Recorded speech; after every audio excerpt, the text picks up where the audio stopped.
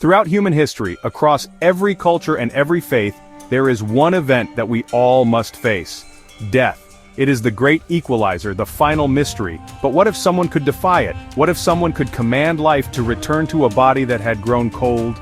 This is the miracle of raising the dead, an act so profound it is considered the ultimate display of divine power. It's a claim that, if true, would change everything we think we know about life, death, and the power that governs our universe.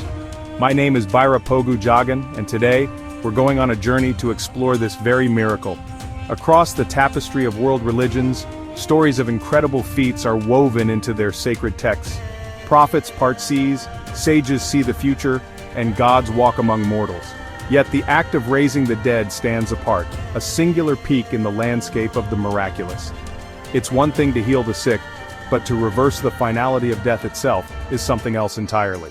We find whispers and echoes of this power in many traditions, but one figure's claims are unique in their boldness and frequency. That figure is Jesus Christ, who is said to have performed this miracle not once but multiple times, not in secret, but in front of crowds, and not by asking a higher power but by his own direct command. This raises a profound question. How does this claim stack up against the beliefs of other major world religions? Is the story of Jesus raising the dead truly unique? Or do we find similar accounts in the traditions of Judaism, Islam, Hinduism, and Buddhism? To find the answer, we must travel through ancient scriptures and sacred histories, examining the stories of prophets, sages, and saints. We will look at not only if they raised the dead, but how and what those differences tell us about their understanding of God, humanity, and the very nature of life and death. Join me as we embark on this quest for understanding. Our journey begins in the sun-scorched hills of ancient Judea 2,000 years ago. Here in the accounts of the Christian Gospels we meet Jesus of Nazareth. The stories of his life are filled with miracles. But 3 instances of him raising the dead stand as pillars of his ministry, each distinct and powerful. The first is the daughter of Jairus, a synagogue leader. Jesus arrives to a scene of mourning, but he speaks with a calm authority that silences the weeping. He doesn't pray or perform an elaborate ritual. He simply takes the girl's hand and says, "Talitha cum," which means, "Little girl, I say to you, arise." And she does. It's an intimate, almost gentle command, yet it holds the power to reverse death itself. The second event is more public, more dramatic. As Jesus and his disciples approach the town of Nain, they meet a funeral procession. A widow is burying her only son. Her grief is absolute, her future now empty. The scriptures say Jesus was moved with compassion. He stops the procession, touches the funeral bier, and speaks directly to the deceased. "Young man, I say to you, arise." The dead man sits up and begins to speak. Here, the miracle is not performed in the privacy of a home, but in the open, before a crowd of astonished onlookers. Jesus doesn't ask for permission.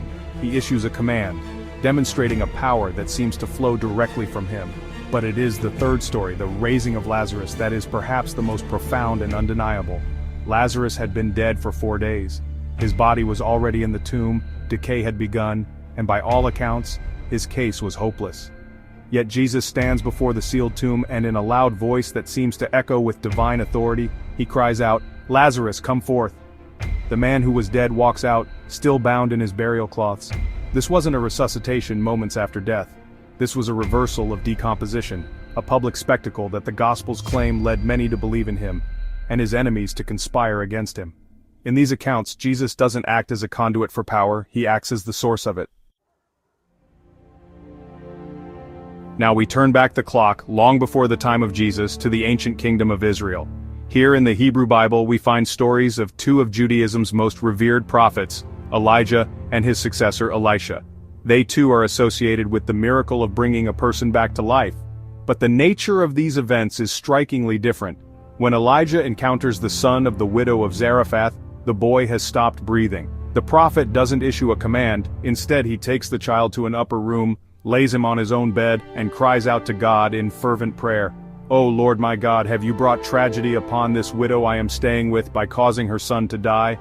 His actions are not of a commander but of a desperate petitioner. He stretches himself out on the child's body 3 times, each time pleading with God, "O Lord my God, let this boy's life return to him." The text is clear, the power is not Elijah's. He is an intercessor, a man of great faith who is asking God to intervene. When the boy's life returns, it is presented as a direct answer to Elijah's prayer, a miracle performed by God through his faithful prophet. This event serves to validate Elijah's status as a true man of God, whose words and prayers are heard in heaven. The story of Elisha mirrors this dynamic. He encounters the Shunammite woman whose son has died. Like his mentor, Elisha's first instinct is prayer and ritual. He goes into the room, shuts the door, and prays to the Lord.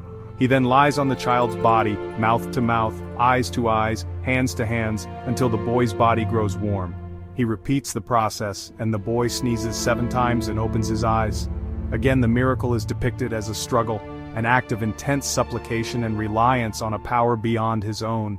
For these great prophets of Judaism, raising the dead was not an exercise of personal authority, but a rare and profound testament to the power of God, granted in response to immense faith and prayer.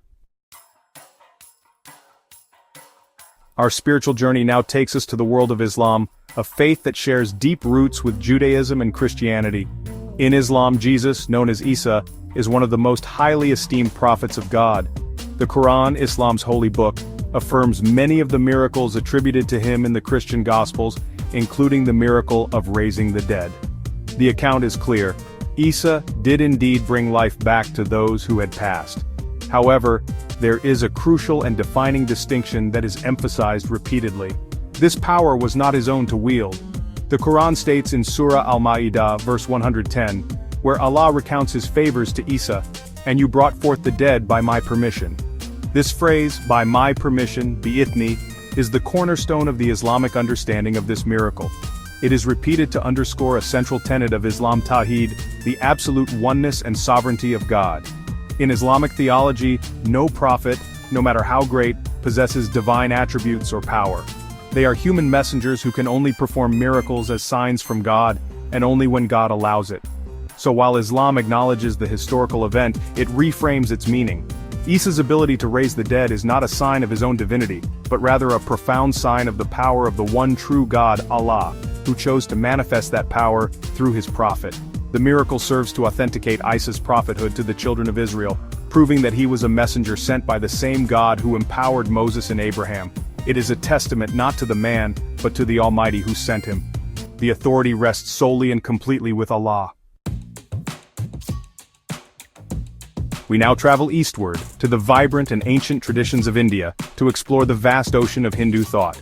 Hinduism, with its epic poems and sacred Puranas, is just filled with extraordinary tales of gods, demons, and sages who, manipulate the very fabric of reality. Stories that resemble raising the dead definitely do appear, but they exist in a different context, one that is often more mythological and symbolic than historical. These are not accounts witnessed by crowds, but grand narratives that teach deep philosophical truths about life, death, and reincarnation. One of the most famous examples comes from the epic, the Mahabharata. It tells the story of Savitri, whose husband, Satyavan, is destined to die 1 year after their marriage. When the god of death, Yama, arrives to claim Satyavan's soul, Savitri's devotion and wisdom are so profound that she follows Yama and engages him in a philosophical debate. Impressed by her virtue and intellect, Yama grants her a series of boons, and she cleverly uses them to secure the return of her husband's life. This is not a miracle of commanding a body to rise, but a triumph of devotion and dharma over fate, a negotiation with the divine forces of the cosmos. Other stories like that of the sage Markandeya, who cheats death by clinging to a Shiva lingam when Yama comes for him, or tales of yogis with siddhis, or supernatural powers, further illustrate this theme.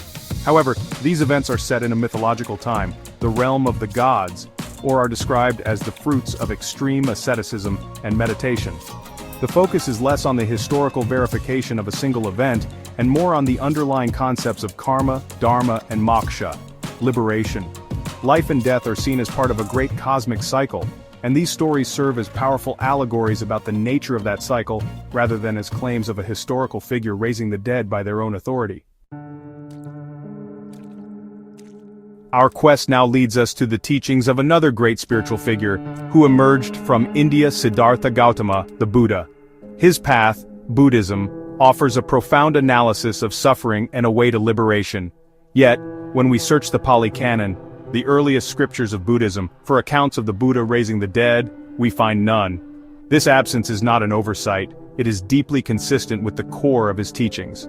The Buddha's mission was not to perform miracles that would temporarily suspend the laws of nature, but to teach a way to transcend them permanently. There is a famous story that perfectly illustrates this perspective. A woman named Kisa Gotami comes to the Buddha, cradling her dead child, and begs him to bring him back to life. The Buddha, filled with compassion, does not dismiss her. Instead, he gives her a task. Go and bring me a mustard seed from a house where no one has ever died. Kisa Gotami, desperate for the cure, goes from house to house. At every door, people are willing to give her the seed, but when she asks if anyone in the family has ever died, she hears stories of loss. A father, a mother, a child, a spouse. Through this journey, she comes to a profound realization. Death is a universal and inescapable part of existence. Her personal grief transforms into a deep understanding of universal suffering. She returns to the Buddha not for a miracle but for wisdom. The Buddha's goal was not to reverse death in one instance, but to teach the Four Noble Truths and the Eightfold Path, a way for all beings to escape the endless cycle of death and rebirth known as samsara. For the Buddha, the ultimate miracle was not raising one dead body, but achieving enlightenment and liberating the mind from suffering altogether. Finally, we return to the Christian tradition, but we look beyond the time of Jesus, to the centuries that followed.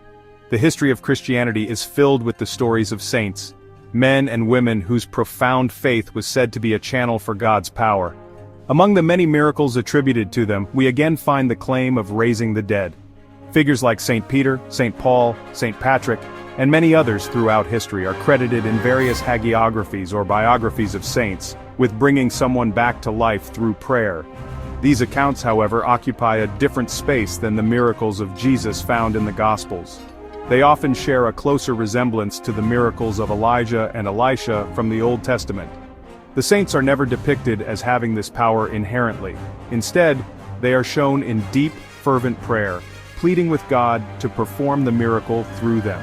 The act is always attributed to God's grace bestowed upon his humble and faithful servant. It is God's power on display, not the saints.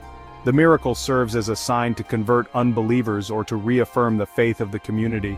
Furthermore, these stories are often found in texts written long after the events were said to have occurred, and they are part of a tradition of venerating the saints. While deeply important to the faith and devotion of millions, they are generally viewed differently from a historical and theological standpoint than the canonical accounts of Jesus in the New Testament. They are seen as echoes of the power that was demonstrated supremely in Christ, a continuation of God's work through the Church. The authority is not with the saint but with the God they serve, a power accessed only through intense prayer and supplication. Our journey through the world's great faiths has shown us that the desire to conquer death is a universal human longing. We have seen stories of life being restored through the intense prayer of prophets in Judaism and the devoted intercession of saints in Christianity. We have heard how Islam honors Isa for raising the dead, but always with the crucial clarification, by Allah's permission. In Hinduism, we found grand mythological tales where death is negotiated with, a part of a cosmic dance. And in Buddhism, we discovered a path that seeks not to reverse death but to transcend the cycle of it entirely through enlightenment. Each tradition holds a piece of the puzzle, a unique perspective on life's greatest mystery. The stories of Elijah, the saints, and Isa in the Quran all point to a power that originates from a single divine source, God. The miracle is granted, not wielded. It is an act of supplication and divine will. The mythological accounts in Hinduism speak to philosophical truths, while the Buddhist path turns the focus inward toward the liberation of the mind. These are all profound and beautiful expressions of faith and the human condition. Yet, when we place these accounts alongside the narratives of the Gospels, the figure of Jesus stands apart. The stories of his miracles, raising Jairus' daughter with a gentle word, the widow's son before a crowd, and Lazarus from the decay of the tomb, are different in their nature. They are presented as public, repeated, and performed not with prayer, but with direct, personal authority. It is this claim of inherent power over life and death that makes the Christian account of Jesus raising the dead a uniquely audacious and central claim in the religious history of humankind, a claim that, for billions, defines who he was and is.